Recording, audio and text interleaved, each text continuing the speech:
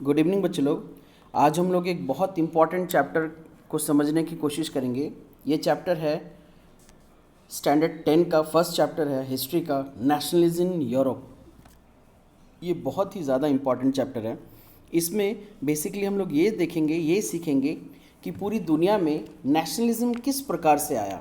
Nationalism का शुद्ध शब्दों में एक ही मतलब है और वो है राष्ट्रीयता।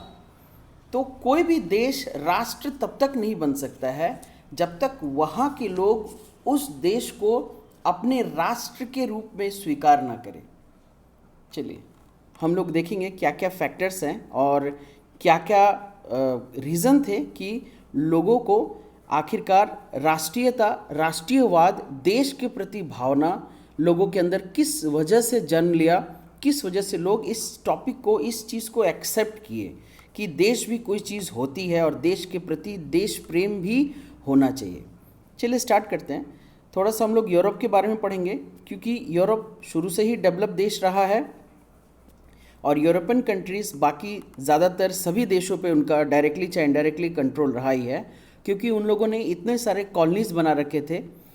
क्योंकि और जो छोटे और गरीब देश थे, जो कम पावरफुल देश थे, वो अल्टीमेटली उनके अंडर में ही थे, डायरेक्टली चाहे इनडायरेक्टली। चलिए टॉपिक थोड़ा सा बड़ा है लेकिन ध्यान से सुनिएगा, आप लोग को बहुत अच्छा लगेगा और एक से दो बार सुनोगे तो 100% टॉपिक ही क्लियर हो जाएगा। Let us start with the topic.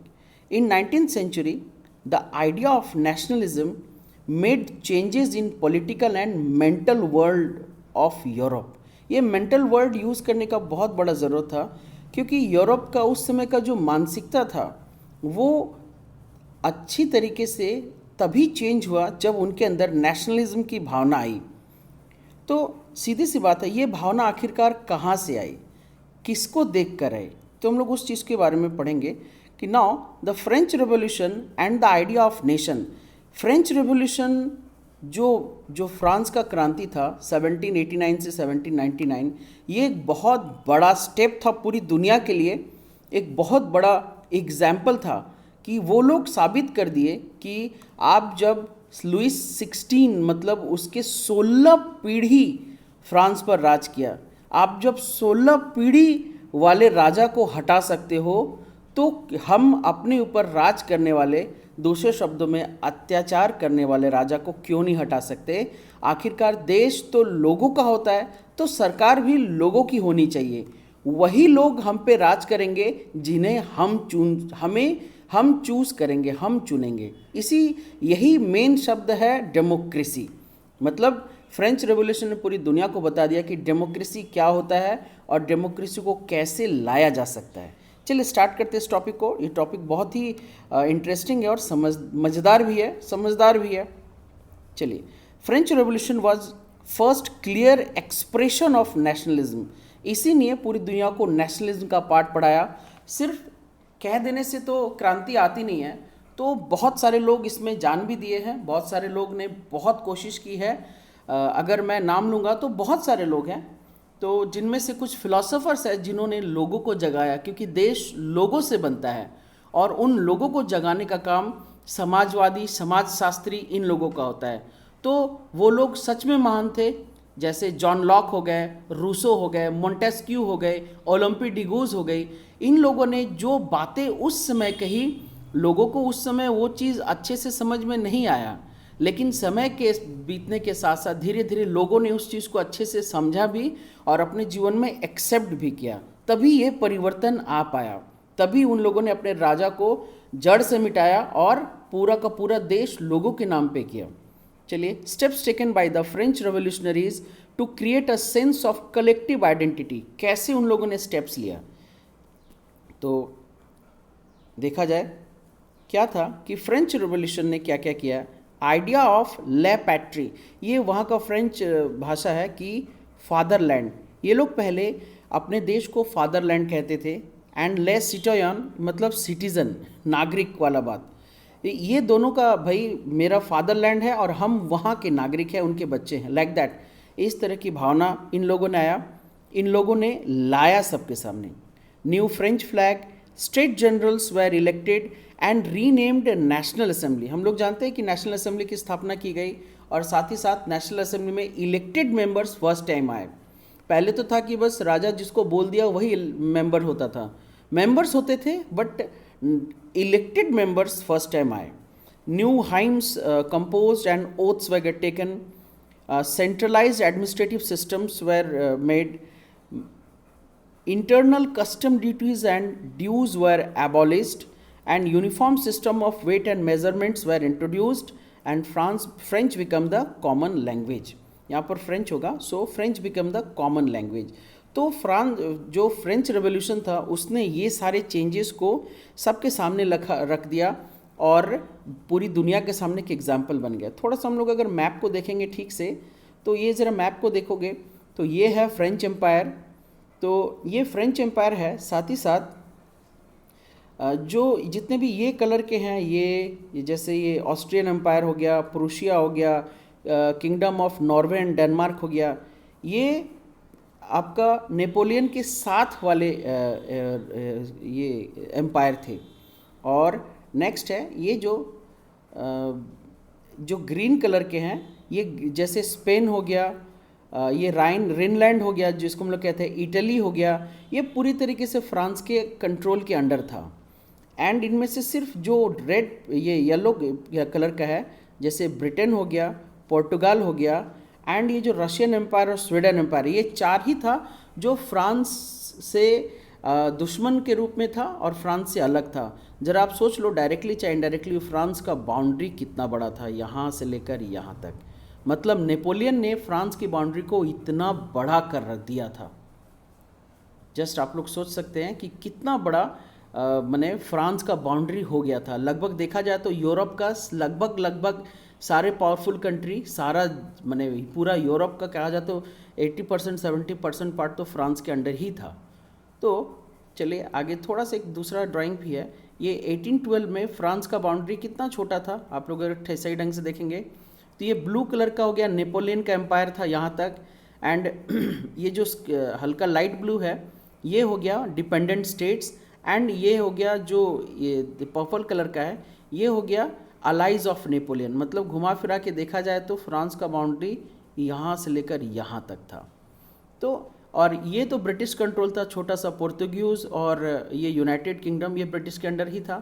तो जस्ट समझ सकते हैं कि नेपोलियन ने फ्रांस की बाउंड्री को कितना बड़ा किया था। और एक तरफ से देखा जाए तो यही नेपोलियन ने इन सभी जगह पर ये सारे कोड्स यूज़ किए थे, अपना फ्रांस का फ्लैग यूज़ किया था, हाइम्स वगैरह, ओथ्स वगैरह, सारा चीज़, uniform standard system, weight system, custom duty, ये सारा चीज़ यहाँ जितना उसके एरिया कंट्रोल में था वो सब जगह उसने यही सारा नियम को लागू किया था। तो ये तो छोटा सा इंट्रोडक्शन हो गया कि फ्रेंच रेवोल्यूशन ने क्या क्या किया। हम लोग पढ़ेंगे अब नेपोलियन के बारे में। नेपोलियन अपने टाइम का बहुत ही ग्रेट बंदा था, बहुत ही ग्रेट रूलर था, एंड उसके बारे में थोड़ा सा पढ़ेंगे।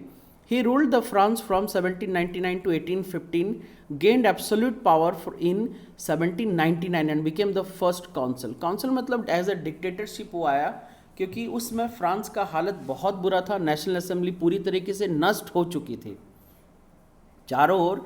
सबसे पहली बात तो लुइस 16 का गर्दन काटा गया। लुइस 16 को डेथ की सज़ा दी गई क्योंकि वो खुद फ्रांस के विरुद्ध में कॉन्स्पिरेसी करने लगा था, षड्यंत्र करने लगा था। साथ ही साथ उसकी पत्नी मारी एंटोनिटी का भी गर्दन काटा गया था फ्रांस के विरुद्ध में कॉन्स्पिरेसी करने के लिए। उसके बाद रॉबर्टस्पियर आया जो जैकोबिन क्लब का लीडर था। वो चाहता तो और अच्छे से कर सकता था मगर वो नहीं कर पाया। वो एज ए डिक्टेटर वो भी काम करने लगा, तो वो चूँकि काबिलियत नहीं था उसके अंदर, इसीलिए फिर से माने वही गलत सिचुएशन आ गया। अल्टीमेटली उसके ऊपर भी चार्ज लगा, उसका भी गर्दन काटा गया। तो उसके बाद एक्चुअली फ्रांस को संभालने वाला कोई नहीं था। उस दौरान नेपोलियन आया। नेपोलियन बेसिकली फ्रांस का एक बहुत बड़ा शूरवीर था जिसका काम था फ्रांस का बाउंड्री को बड़ा करना, और उसने फ्रांस के बाउंड्री को वाकई में बहुत बड़ा किया भी था। चलिए वो जब आया तो उसने क्या क्या किया। अप्लाइड सिविल कोड ऑफ 1804 और नेपोलियनिक कोड। ये क्वेश्चन आता है कि भाई सिविल कोड क्या है एंड नेपोलियन कोड क्या है। आप लोग इसको ज़रा सा ध्यान से समझो कि equality before the law was established, मतलब सभी लोग इक्वल होंगे। Secure the right to property, आपका जो प्रॉपर्टी है वो आप ही का रहेगा। ये सिक्योरिटी इस फ्रेंच गवर्नमेंट ने लोगों को दिया। नेक्स्ट है सिंप्लीफाइड एंड एडमिनिस्ट्रेटिव मेजर्स, उसने एडमिनिस्ट्रेशन को बहुत ही सिंपल किया और बहुत अच्छे अच्छे कदम लिए, मेजर्स लिए जो डेवलपमेंट के लिए था।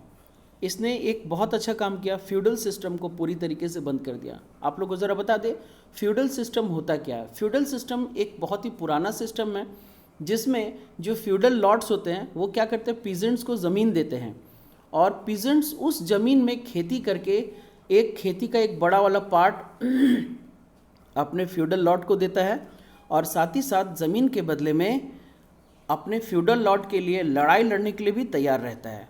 तो यही था फ्यूडल सिस्टम, इसी चीज़ को फ्यूडलिज्म भी कहते हैं। नेक्स्ट इसने पूरी तरीके से बंद कर दिया था। चलिए नेक्स्ट है ही freed the peasants and serfdom and manorial dues. इसने क्या किया, पीजेंट्स को फ्री कर दिया। जो बंधुआ मजदूर होते थे फ्यूडल लॉर्ड्स के अंदर, जायज़ बात है, जब फ्यूडल सिस्टम ही बंद हो गया तो जो लोग फंसे हुए थे मजदूरी कर रहे थे वो फ्री हो गए, उनको ज़मीन मिल गई और वो मतलब अच्छे ढंग से खेती वगैरह करके राज्य को सपोर्ट करने लगे। नेक्स्ट है सर्फडम और मैनुअल ड्यूज को हटा दिया गया, गिल्ड रेस्ट्रिक्शंस को हटा दिया गया, this were also removed and transport and communication systems were improved. ये सारा अच्छा काम नेपोलियन ने किया और इन सभी कोड को पूरे जहाँ जहाँ फ्रांस था वो सब जगह उसने लागू भी करवाया। चलिए नेक्स्ट देखेंगे। लेकिन नेपोलियन ने कुछ चीज़ लोगों से लिया भी, तो वो क्या क्या लिया, पॉलिटिकल फ्रीडम ले लिया, मतलब कोई भी पार्टी या कोई भी ग्रुप पॉलिटिकली आप अपना एक्सप्रेशन नहीं कर सकते हो नेपोलियन के या उसके एडमिनिस्ट्रेशन के अगेंस्ट में आप बोल नहीं सकते हो। टैक्सेस बढ़ा दिए, सेंसरशिप बढ़ा दिया and force the people to join French army. ये काम उसने बहुत ज़्यादा किया क्योंकि जितने भी एबल्ड पर्सन थे ज़्यादा से ज़्यादा लोगों को फ्रेंच आर्मी जोड़ने के लिए बोला गया। तभी तो फ्रेंच का आर्मी जब बड़ा हो गया तब इतना बड़ा फ्रेंच का बाउंड्री को बढ़ा पाया, वो टेरिटरी को बढ़ा पाया वो। चलिए अब नेक्स्ट टॉपिक इसी का है कि the making of nationalism in Europe. भाई आखिरकार यूरोप में वो कौन से फैक्टर थे जो नेशनलिज्म को जन्म दिया। There were no nation state in Europe because lack of common ideas, identity for culture and people residing in different areas spoke different language. सबसे पहली बात वहाँ के विद्वानों ने ये देखा कि नेशन स्टेट तो कहीं है ही नहीं, पूरे यूरोप में नेशन स्टेट्स है ही नहीं, ना ही क्योंकि किसी में भी कॉमन आइडियाज़ नहीं है और इनका कल्चर के प्रति कोई आइडेंटिटी भी नहीं है, क्योंकि एक ही जगह लोग रहते हैं मगर अलग अलग भाषा बोलते हैं। जैसे हंगरी में हाफ पॉपुलेशन मैग्यार बोलता है and half population varieties of other language बोलते हैं। चूँकि यूरोप बिल्कुल मिक्स है, जर्मनी, स्पेन, इटली, पुर्तगाल, ये सब मिक्स है और हर जगह का अपना अपना अलग अलग लैंग्वेज है। तो सब, और चूँकि सब लोग एक ही जगह रहते हैं तो कोई फ्रांस के बाउंड्री में रह गया वो जर्मन बोल रहा है, कोई जर्मनी के बाउंड्री में रह गया वो फ्रेंच बोल रहा है या स्पेन बोल रहा है या इटाली बोल रहा है। तो ये भी एक बहुत बड़ा प्रॉब्लम था। ये चीज़ लोगों ने देखा कि ये एक बहुत बड़ा बाधा बन रहा था नेशन स्टेट बनाने के लिए। तो अब क्या हुआ, बेसिक पॉपुलेशन डिस्ट्रीब्यूशन। अब हम लोग देखेंगे पॉपुलेशन डिस्ट्रीब्यूशन के बारे में। तो उस समय का जो सोशल कंडीशन था वो बेसिकली किस टाइप का था, एरिस्टोक्रेसी क्लास था, मतलब लैंड ओइंग क्लास, फ्रेंच जो फ्रेंच बोलते थे and connected by A type of marriage system से एक दूसरे से कनेक्टेड होते थे and numerically live in a very small group. Aristocracy class चूँकि अमीर होते थे, इनमें ज़्यादातर नॉबल्स आते थे एंड क्लर्जी ग्रुप भी आते थे, तो ये छोटे ग्रुप में होते थे लेकिन ये काफ़ी रईस होते थे। दूसरा पॉपुलेशन था पीजेंट्स का, जो इनके यहाँ काम करते थे और इनकी मेजॉरिटी बहुत ज़्यादा होती थी, पीजेंट्स हैं। नेक्स्ट है मिडिल क्लास। यही पीजेंट्स से एक नया ग्रुप जब एजुकेशन हासिल किया और जब इन लोगों ने थोड़ा सा ट्रेडिंग वगैरह करके पैसे हासिल किए, मतलब जैसे ही थोड़े से अमीर हो गए तो एक नया क्लास बना जिसको हम लोग मिडिल क्लास कहते हैं। तो new social class emerge with the growth of towns and emergence of the commercial class. ये कमर्शियल ग्रोथ की वजह से ये मिडिल क्लास नया आया। They were educated where ideas of nationality gain popularity. और इन लोगों ने नेशनलिटी के आइडियाज़ को ज़्यादा पॉपुलर किया क्योंकि ये लोग अब पीजेंट्स या गरीब बंधुआ मजदूर के लेवल से अपने आप को बहुत ऊपर कर लिए थे, ट्रेडिंग करके या दूसरे बड़े काम करके। चलिए नेक्स्ट देखते हैं कि what did liberal nationalism stands for. ये लिबरल जो वर्ड है ये क्यों आया और लिबरल नेशनलिज्म किस तरीके से स्टैंड करता है। ये टॉपिक वाइज है, आप लोग अगर अपने चैप्टर से मैच करोगे तो आपको ये सारा टॉपिक 1 by 1 आपके चैप्टर में मिलेगा। Liberalism stood for the freedom for the individual and equality for all before the law. Liberalism का मतलब ही है कि सबके लिए फ्रीडम और सबके लिए इक्वालिटी, कानून के आगे सब बराबर है। ये लिबर्टी वर्ड का मतलब ही होता है आज़ादी। तो ये इसी चीज़ के लिए स्पेशली डिफाइन कर रहा है कि इक्वालिटी सबके लिए, कानून के आगे सब equal. After the French revolution it means end of the autocracy and clerical privileges. तो फ्रेंच रेवोल्यूशन के बाद लिबर्टी का थोड़ा सा लैंग्वेज चेंज हो गया, डेफिनेशन चेंज हो गया। क्या कि ऑटोक्रेसी को ख़त्म किया जाए, मतलब वो राजा का बेटा राजा, क्योंकि फ्रांस के लोगों ने ये प्रूफ कर दिया था कि राजा का बेटा राजा नहीं रहेगा, अब सरकार लोगों का होगा, लोग जिसको रिप्रेजेंटेटिव के रूप में चुनेंगे वही सरकार बनाएंगे।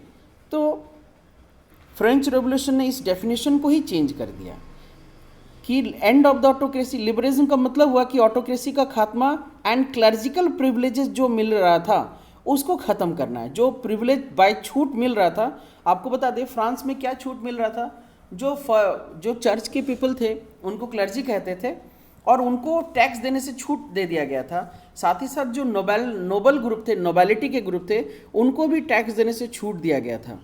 और घुमा फिरा के टैक्स जो गरीब लोग थे, थर्ड स्टेट के लोग थे, उन्हें टैक्स देना पड़ता था। तो इस तरीके से भाई जैसे लिबर्टी का स्थापना किया गया तो इन लोगों को सबसे पहले ये प्रिविलेज से छूट हटा दिया गया और इनको भी अगर रहना है तो टैक्स पे करना होगा। ये चीज़ इनको नियम भी इनके ऊपर लागू किया गया। और साथ ही साथ एक constitution with representative government through parliament ये आया, स्पेशली कि कॉन्स्टिट्यूशन का स्थापना करना है जिसमें रिप्रेजेंटेटिव्स होंगे और वो रिप्रेजेंटेटिव्स पार्लियामेंट को दिखाएंगे एंड ये रिप्रेजेंटेटिव्स लोगों के द्वारा चुने जाएंगे। एंड इन इकोनॉमिक लिबरलिज्म का मतलब क्या होता है, इकोनॉमिक के आधार पर that means stood for the freedom of market की आज़ादी and abolition of state imposed restrictions on the movement of goods and capital. तो यहाँ इकोनॉमिक लिबरलिज्म आ गया, मतलब कि भाई मार्केट की आज़ादी होनी चाहिए और जितने भी स्टेट के द्वारा रेस्ट्रिक्शंस होते थे movement of goods and capital में, वो सब से आज़ादी होनी चाहिए। मार्केट बड़ा होगा तभी सर्विस ज़्यादा से ज़्यादा होगा, लोगों तक ज़्यादा से ज़्यादा सामान पहुँचेगा और तभी डेवलपमेंट ज़्यादा से ज़्यादा होगा। नाउ एक ग्रुप है, जोलोवेरियन कहते हैं उसको, अ कस्टम यूनियन, एक यूनियन बनाया गया है। इसने एबॉलिस्ट क्या क्या किया, इसी भावना के साथ एक ग्रुप बनाया गया, कस्टम यूनियन बनाया गया। तो इन्होंने टैरिफ बैरियर्स हटा दिए, reduce the number of currencies and created network of railways to stimulate mobility. तो जैसे जैसे डेवलपमेंट होता गया, जैसे जैसे लोगों ने डेवलपमेंट को एक्सेप्ट किया, वैसे वैसे नए चीज़ें, नए कानून सामने आते गए और डेवलपमेंट धीरे धीरे बढ़ता चला गया एंड साथ ही साथ समय के साथ डेफिनेशंस भी बदलते चले गए। चलिए ज़रा देखेंगे न्यू कंजर्वेटिज्म आफ्टर 1815। तो जाहिर सी बात है जब लोगों की भले के लिए बात करेंगे तो कुछ ग्रुप, कुछ लोग, कुछ मतलब मेंबर्स होते हैं जिनको ये चीज़ हजम नहीं होता है। तो यहाँ भी वो चीज़ था। तो क्या क्या कन्वर्टिज्म आ गया, बिलीव दैट इस्टेब्लिश, ये क्या बिलीव किया गया कि इस्टेब्लिश्ड इंस्टीट्यूशन ऑफ स्टेट, मतलब जो कॉन्स्टिट्यूशन जो पार्लियामेंट बनाया गया and society should be preserve with the change initiated by Napoleon. ये खासकर ये वर्ड उन लोगों ने, ये वैसे ग्रुप के लोग लाए जो राजा थे, क्योंकि डेमोक्रेसी की बात आप करोगे तो सबसे पहले राजपाट को ख़त्म करना होगा, क्योंकि राजा अगर हम हैं तो हम राजा होंगे, मेरा बेटा राजा होगा, ये प्रिविलेज कंटिन्यूसली आगे बढ़ता चला जाएगा। तो जाहिर सी बात है ये लोग डेमोक्रेसी को एक्सेप्ट या सपोर्ट कैसे करेंगे। तो इन्होंने कहा कि भाई नहीं, ये चीज़ हटाया जाए। तो इसलिए इन लोगों ने ट्रीटी ऑफ वियना लाया।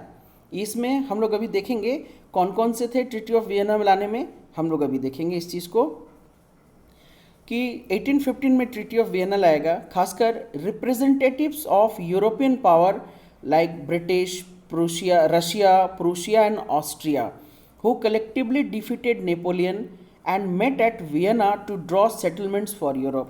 जाहिर सी बात है, नेपोलियन ने, मानते हैं कुछ गलत काम उसने भी किया लेकिन कुछ अच्छा काम भी किया, जिसमें इसने पूरी तरीके से राजपाट वाला जो दुकान था इसको बंद करवा दिया था। ये पूरी तरीके से लोगों के अंदर कॉन्स्टिट्यूशन, पार्लियामेंट, वो चुने जाने वाला बात, ये सारा चीज़ ये रिस्टोर किया था। लेकिन ये चीज़, ये जो बड़े बड़े कंट्रीज थे इनको हजम नहीं हुआ, क्योंकि अगर राजपाट ही ख़त्म हो जाएगा, अगर ये राजघराने ही ख़त्म हो जाएंगे तो भाई इनका कहना था कि हम पुश्तों से राज कर रहे हैं, हम ही लोग को राज मिलना चाहिए। तो इन लोगों ने मीटिंग किया और मीटिंग करके ये लोग मिल के नेपोलियन को बैटल ऑफ वाटरलू में हराया। 1815 में बैटल ऑफ वाटरलू हुआ, उसमें उसको हराया मिल के। एंड हराने के बाद इन लोगों ने एक मीटिंग किया।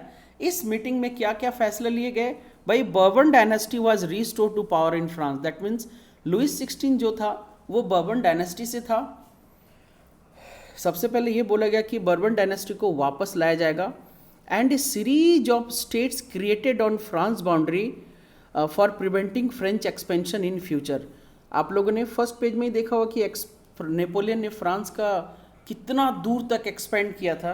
तो ये लोग बोले कि नहीं भाई, जो जो स्टेट्स उसने जीता है उन सब स्टेट को फ्री कर दो ताकि बाउंड्री और भविष्य में फ्रांस का बढ़े नहीं। German confederation was left untouched. यहाँ पर जर्मन कॉन्फेडरेशन इसलिए अनटच्ड था क्योंकि ये भी नेपोलियन जीत चुका था। वहाँ पर 13 छोटे छोटे बड़े स्टेट्स थे जिसको नेपोलियन जीता हुआ था।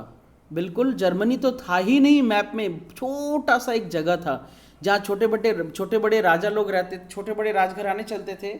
13 कंबाइंड वे में उसको भी नेपोलियन जीत कर रखा हुआ था, लेकिन उसको इन लोगों ने टच नहीं किया, कुछ पॉलिटिकल रीजन से टच नहीं किया, तो छोड़ दिया इन लोगों ने। हम लोग नेक्स्ट आगे चल के देखेंगे।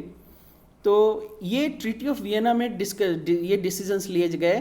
फर्स्ट की बर्बन डायनेस्टी को वापस लाना है, एक जो भी फ्रांस का जो बाउंड्री जितना दूर बढ़ा हुआ है उसको बाहर से रोक देना है, आसपास में जितने राज्य को नेपोलियन ने जीता था उन सबको फ्री कर देना है, एंड जर्मन कॉन्फेडरेशन को छोड़ दिया गया। एंड इनका मेन इंटेंशन क्या था कि मोनार्की सिस्टम को वापस से लाना है जिसको नेपोलियन ने उखाड़ कर फेंक दिया था। ये था मेन ट्रीटी ऑफ वियना के मेन फीचर्स। चलिए आगे बढ़ेंगे। अब जाहिर सी बात है, जब लोगों को डेमोक्रेसी का स्वाद मिल गया, जब लोग डेमोक्रेसी को जानने लगे, तो कैसे लोग वापस मोनार्की को एक्सेप्ट करेंगे? ये तो हो नहीं सकता है। जाहिर सी बात है, अब आपके साथ अगर ज़बरदस्ती होगा तो आप क्या करोगे? रेवोल्यूशन। तो यहाँ भी वही किया गया। अब रेवोल्यूशनरीज की बारी आई। After the establishment of monarchy form, ये मोनार्की फॉर्म फिर से आ गया वापस after Vienna congress. To fight for liberty and freedom, revolutionaries ने ग्रुप बनाना शुरू किया। भाई ये तो कोई बात नहीं हुआ। Many people started revolutions and awaken the society. यहाँ पर फिलोसोफर्स लोग आए, लोगों को जगाने का काम शुरू किया, जिसमें गुज़िप मजीनी बहुत बड़ा रोल था। ये जिनेवा में जन्म लिए थे 1807 में, एंड ये एक मेंबर थे सीक्रेट सोसाइटी ऑफ कार्बोनेरी का। ये बहुत बुद्धिजीवी थे। इनको पता था कि भाई डेमोक्रेसी और मोनार्की में फ़र्क क्या है। लोगों को जीने की आज़ादी डेमोक्रेसी में ही मिल सकता है, मोनार्की सिस्टम में बिल्कुल नहीं मिल सकता है, क्योंकि मोनार्की सिस्टम में राजा सिर्फ अपने मतलब सुविधाओं के लिए होता है। चलिए इसमें क्या, इन्होंने दो चार ग्रुप बनाए थे।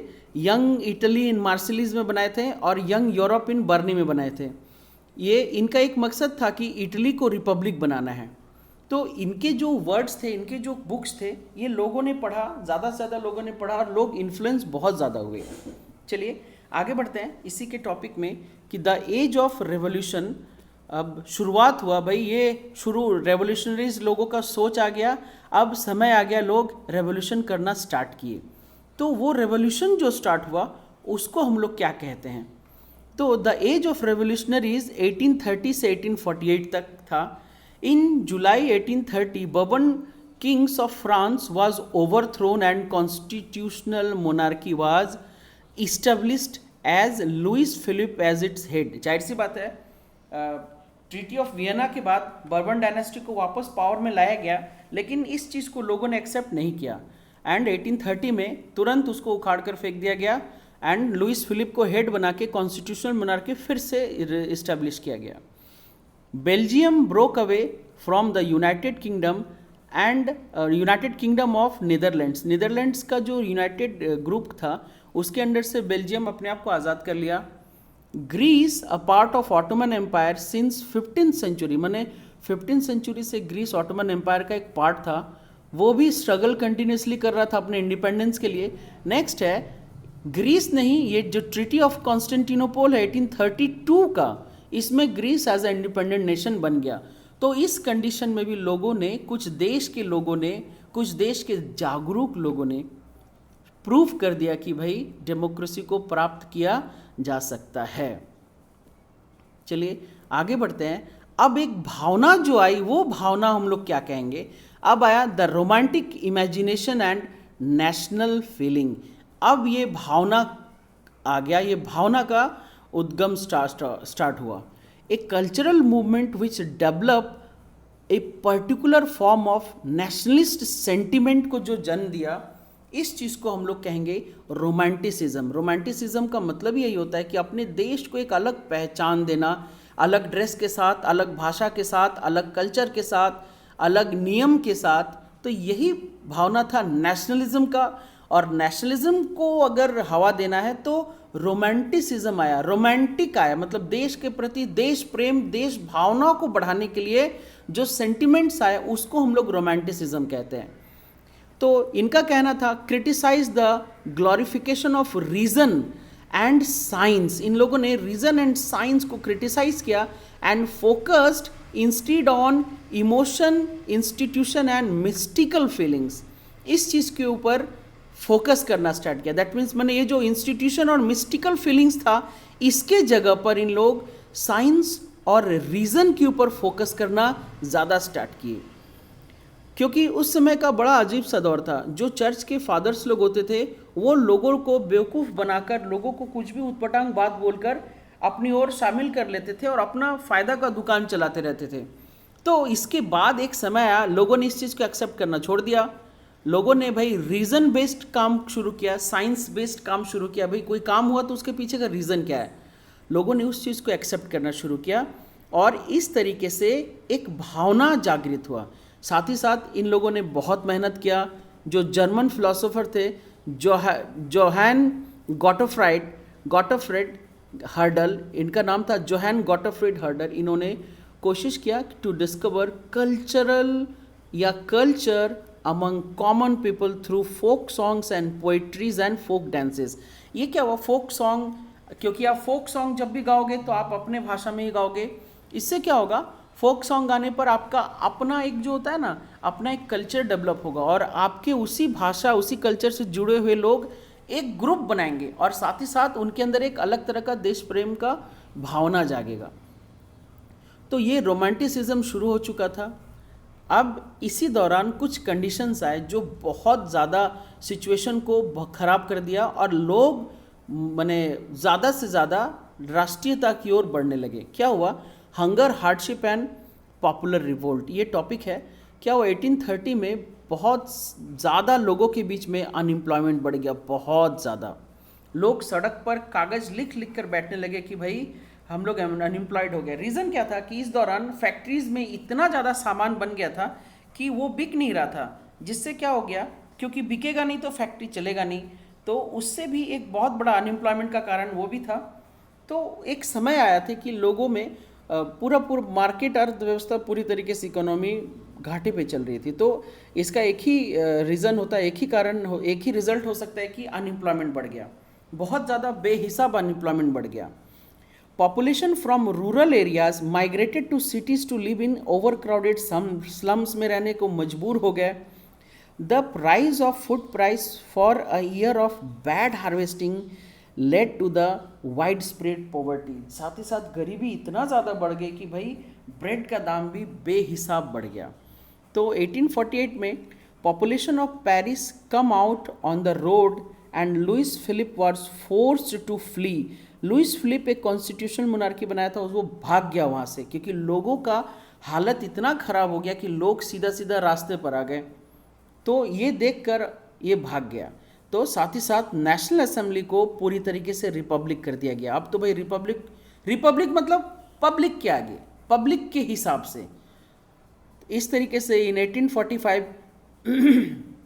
सिलेसिया में वेबर्स लोगों का एक ग्रुप था, ये भी कॉन्ट्रैक्टर्स के अगेंस्ट में रिवोल्ट कर दिए क्योंकि ये उन्हीं के अंडर में काम करते थे। तो इस तरीके से जो हंगर आया, हार्डशिप आया, ये बुरे हालात ने लोगों को, रिवोल्ट को बहुत ज़्यादा पॉपुलर कर दिया।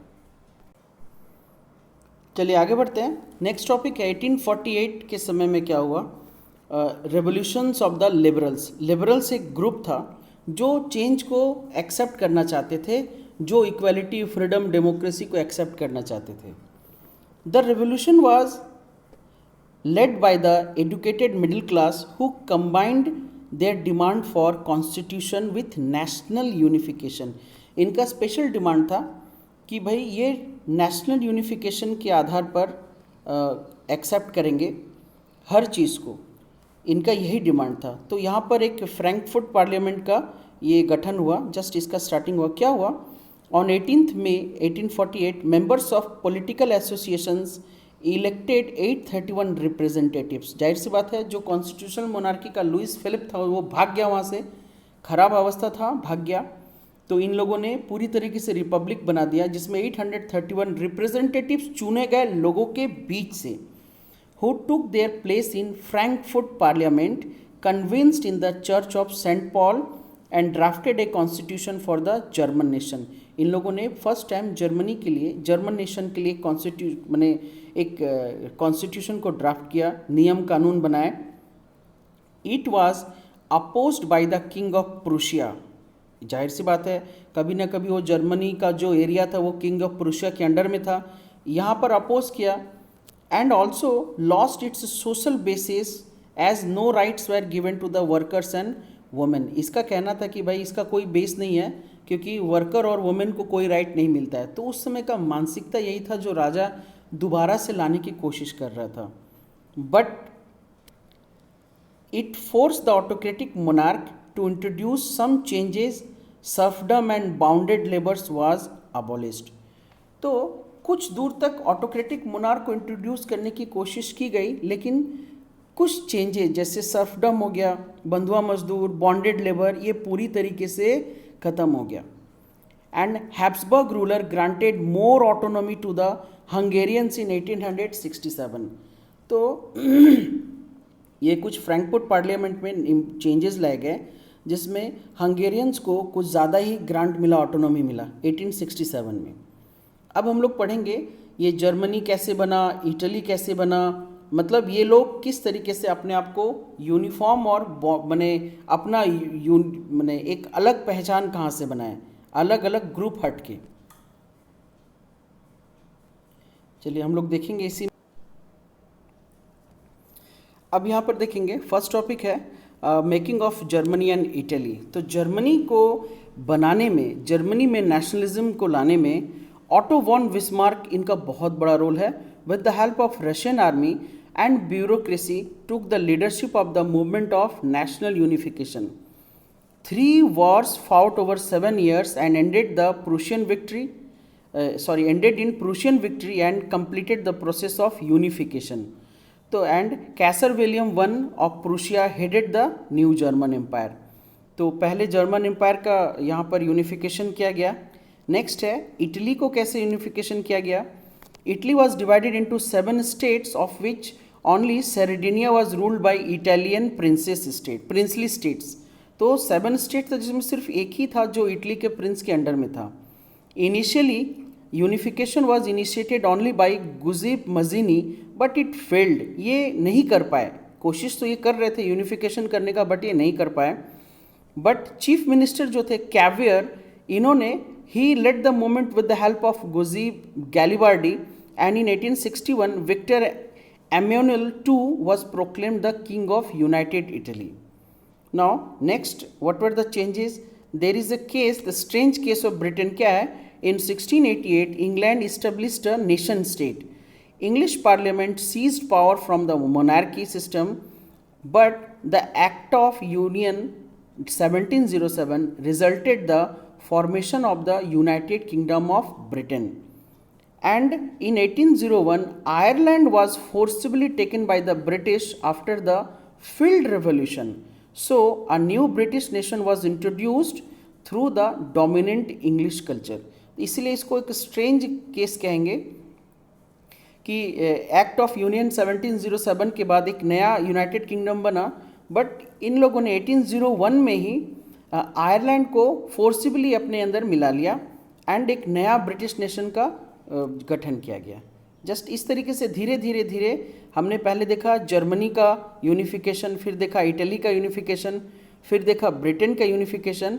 अब हम लोग देखेंगे विजुलाइजिंग द नेशन, नेशन को कैसे विजुलाइज किया जा रहा है। ये धीरे धीरे इस तरीके से हर एक स्टेट को यूनिफाइड किया गया, वहाँ पर एक एम्पायर को बैठाया गया, वहाँ पर एक कॉन्स्टिट्यूशन को लाया गया, अपना अपना पार्लियामेंट को लाया गया। अब हम लोग थोड़ा सा यहाँ पर देखेंगे विजुलाइजिंग द नेशन, ये पूरी तरीके से चेंज हो जाएगा। याद कीजिए फर्स्ट स्लाइड में हमने देखा था ले पैट्री जो था, फादरलैंड वाला जो फिगर था, कंट्री को फादरलैंड के रूप में प्रेजेंट करने का, वो यहाँ पर चेंज हो गया। Nations were portrayed as female figure, जिसको एलिगोनी कहते हैं।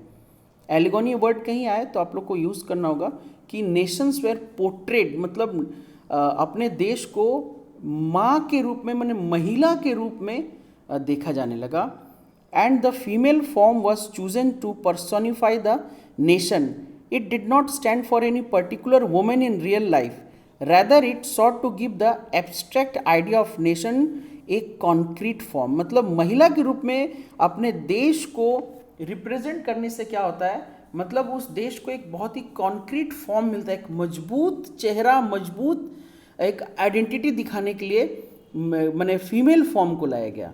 And in France allegory was christened मैरेन।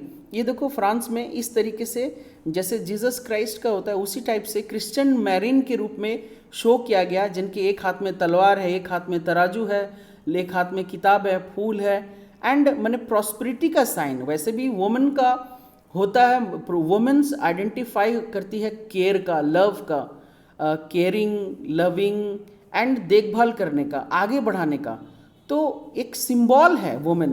तो इसीलिए वुमेन को कंट्री के प्रेजेंटेशन के रूप में यूज़ किया गया और इस भावना को हम लोग एलिगोनी कहते हैं।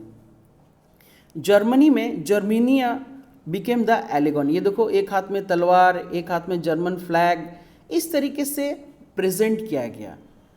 साथ ही साथ अब देखो, अब हम लोग नेक्स्ट देखेंगे कि नेशनलिज्म एंड इम्पेरियलिज्म ये किस तरीके से आगे बढ़ा, और यही लास्ट टॉपिक है। देखेंगे क्या, the Balkan comprised modern day by Romania, Bulgaria, Albania, Greece. ये बाल्कन स्टेट्स है, ये बाल्कन स्टेट्स है, रोमानिया, बुल्गारिया, ये रोमानिया, बुल्गारिया, स्लोवेनिया, ये सब बाल्कन स्टेट्स हैं। ये बाल्कन स्टेट्स, इनके साथ क्या प्रॉब्लम था, Balkans was the region of geographical and ethnic variation and under the control of Ottoman empire. ये क्योंकि ये तुर्की यहाँ पर है, यहाँ ऑटोमन एम्पायर का, ये ऑटोमन एम्पायर का गढ़ है, यहाँ से ये पूरा ऑटोमन एम्पायर के अंडर में आता है।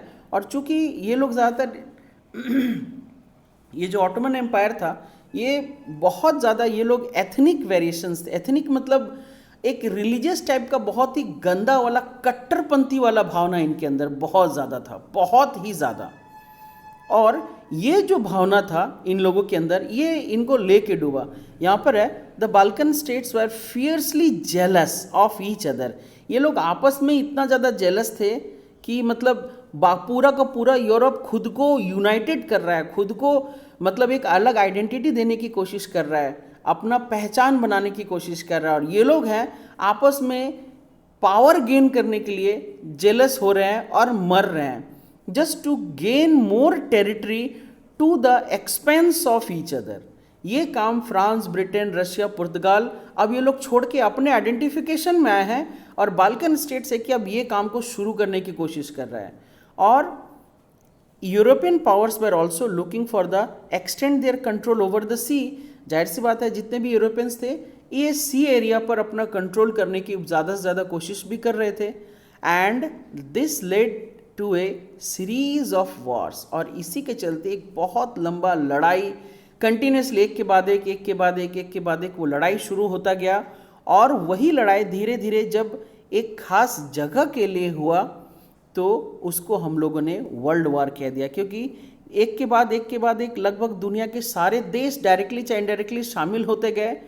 पहले तो 2 कंट्री वॉर कर रहा था, लेकिन धीरे धीरे डायरेक्टली इनडायरेक्टली सारे कंट्रीज उसमें मिल गए, तो वो वॉर नहीं रहा, अब वो वर्ल्ड वॉर हो गया।